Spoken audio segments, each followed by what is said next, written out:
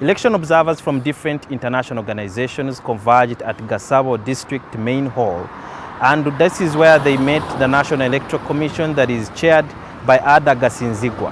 And we have a conducive environment to make sure that the citizens of Rwanda get an opportunity to choose their leaders, get an opportunity to express their choices, get an opportunity to exercise their constitutional rights. During the meeting, the observers were also given the code of conduct as per the regulations of conducting election observation in Rwanda. Observers are prohibited from interfering in election activities and obstructing the election process, entering in the polling booth during voting hours. So this means that all our observers must be in those respective polling stations where they are supposed to start from early enough to be able to enter the booth and then check and see the ballot boxes if they are empty.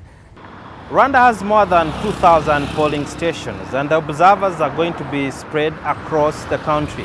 However, according to the National Electoral Commission, there are still some regulations in terms of where do you have to go. Operating outside their areas of deployment, if according to the accreditation you're going to operate in Kigali, it's so prohibited that we'll find you in the northern province or elsewhere. The provisional election results are going to be coming in from Monday evening, and they have up to 7 days under which the Electoral Commission can announce the winner of the election.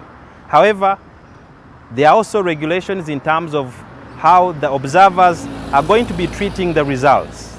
The staff who is doing that, the coordinator at the room level or station, will inform those who are there the outcome of the process.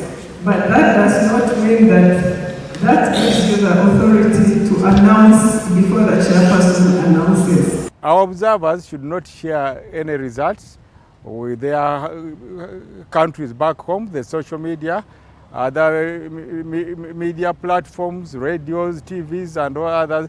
That's not allowed. They are only supposed to observe, and sharing the results with people from outside will not be entertained, and it's against the law of observing.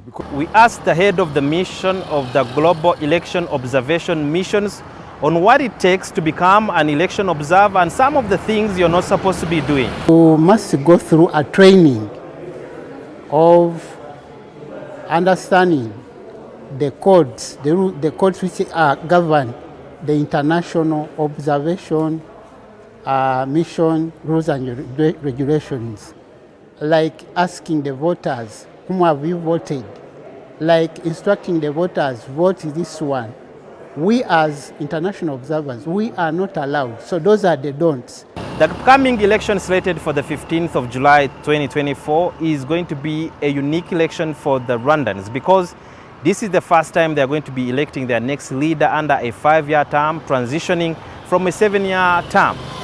All the candidates, be it the members of parliament or the presidential candidates, are going to stop conducting anything to do with campaigns on the 14th of July. And President Paul Kagame, who is the incumbent, is going to be holding his last rally, that is in Kigali, on Saturday.